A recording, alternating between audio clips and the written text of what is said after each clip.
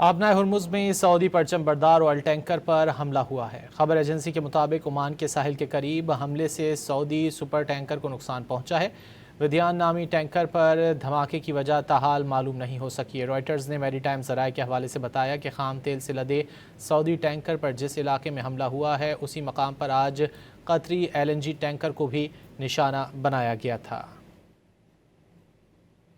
आबनाए Hormuz में Saudi परचम बरदार ऑयल टैंकर पर हमला हुआ है। खबर एजेंसी के मुताबिक ओमान के साहिल के करीब हमले से सऊदी सुपर टैंकर को नुकसान पहुंचा है। विद्यान नामी टैंकर पर धमाके की वजह ताहाल मालूम नहीं हो सकी है। रॉयटर्स ने मैरीटाइम ज़राए के हवाले से बताया है कि खाम तेल से लदे सऊदी टैंकर पर जिस इलाके में हमला हुआ है इसी मकाम पर आज कतरी LNG टैंकर को भी निशाना बनाया गया था।